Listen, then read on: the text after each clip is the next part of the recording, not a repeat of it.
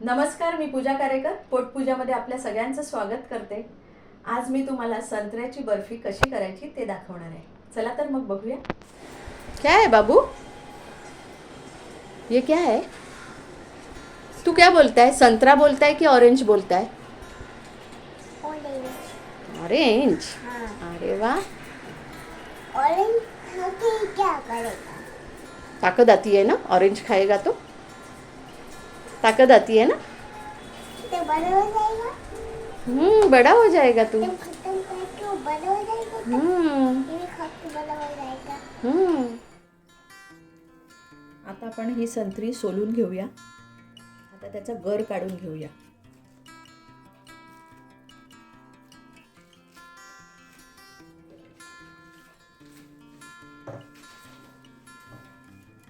आता ही संत्री सोलत असताना आपण ही सगळं जे धागे आहेत, पांढरे धागे, साल, ते सगळं काढून घेणार आहोत। त्याच्यातल्या बिया, म्हणजे मग कडवटपणा राहणार नाही। आता आपण ही सगळी संत्री अशी सोलून घेऊया। चुकून सुद्धा बी गेली नाही पाहिजे, नाहीतर सगळं कडू होईल। आता आपण हे मॅश करून घेऊया। हाताने केलं तरी काही हरकत नाही। आता हे झालेलं आहे आपलं। आता आपण हे बाउलमध्ये काढून घेऊया, म्हणजे आपल्याला साखरेचं माप किती घ्यायचं ते कळेल। आता आपण प्रमाण बघूया। हा गर 1 बाउल आहे, हे डेसिकेटेड कोकोनट आहे 1 बाउल, आणि अर्धा बाउल साखर आहे। ही वेलची पावडर आहे आणि हे पिस्त्याचे काप आहेत। आता आपण हे लगेच करायला घेणार आहोत, कारण हा गर जास्त वेळ काढून ठेवून चालत नाही, लगेच तो कडू व्हायला सुरुवात होते। म्हणून आपण लगेचच पॅनमध्ये हे करायला आता घेऊया। आता आपला हा पॅन गरम झालेला आहे। त्याच्यामध्ये आपण 1 चमचा आणि थोडं अजून तूप घालून घेऊया। 1-1.5 चमचा तूप आपण घातलेला आहे, साजूक तूप। त्याच्यामध्ये हा पल्प घालूया संत्र्याचा।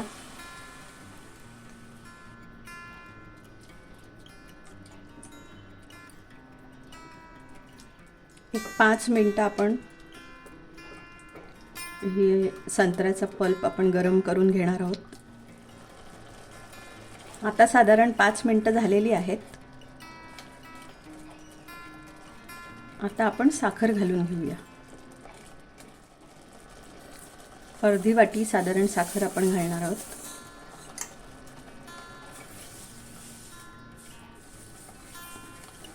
तुम्हाला जर वाटलं की संत्री आंबट आहे तर थोडी जास्त साखर घातली तरी चालेल। थोडं टेस्ट करून बघायचं, लागली अजून तर आपण घालू शकतो। परत एक 5 मिनिटं आपल्याला साखर विरघळून घ्यायची आहे।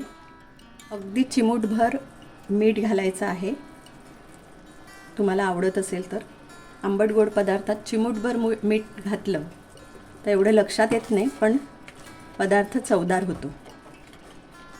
खूप जण ह्याच्यामध्ये मिल्क पावडर किंवा मिल्क मेड घालतात, मी घालत नाही, कारण आपण आंबट पदार्थात दूध शक्यतो वापरत नाही, विरोधी अन्न म्हणून। मी मध्यम आचेवर गॅस ठेवलेला आहे। आता 8-1 मिनिटं होत आलेली आहेत। आता आपण ह्याच्यामध्ये हे डेसिकेटेड कोकोनट जे आहे ते घालून घेऊया।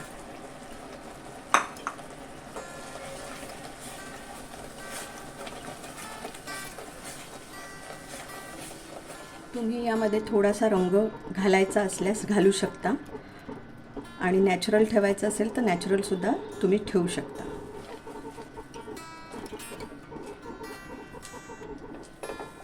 आता थोडं मिश्रण घट्ट व्हायला सुरुवात झालेली आहे, रंगसुद्धा छान आलेला आहे।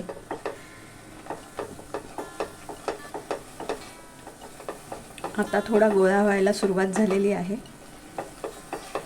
आता होत आलेला आहे। एक 2-3 मिनिटं अजून आपण परतून घेऊया। मला थोडं आंबट वाटलं म्हणून मी परत साखर थोडी घातली, म्हणजे साधारण आपल्याला 1 वाटी गराला 1 वाटी साखर लागली। आता आपण वेलची पावडर घालून घेऊया।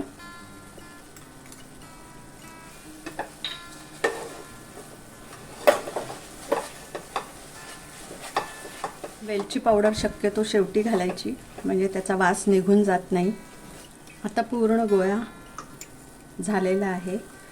आता आपण वडी थापून घेऊया. आता आपण ह्या थाळीला तूप लावून घेऊया.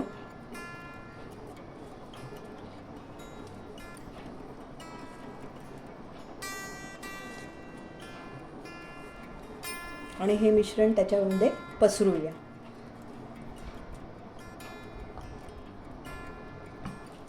आता हाताने आपण नीट पसरवून घेऊया.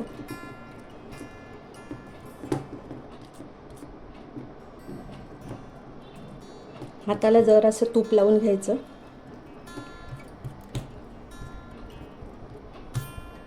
आता एक 15 मिनटं आपल्याला हे बाहेर ठेवायचं आहे.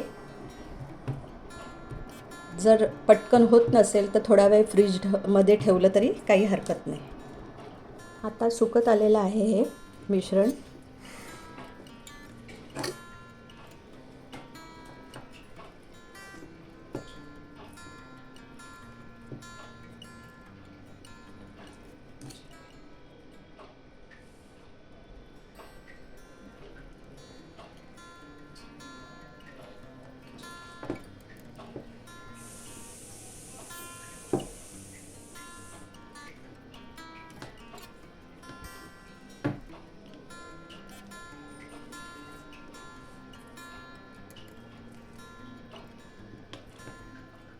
आता आपल्या वड्या पाडून झालेल्या आहेत.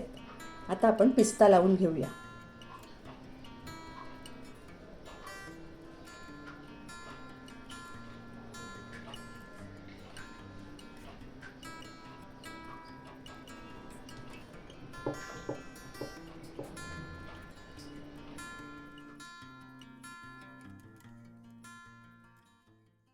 तुम्हाला हा व्हिडिओ कसा वाटला हे नक्की कमेंटमध्ये कळवा.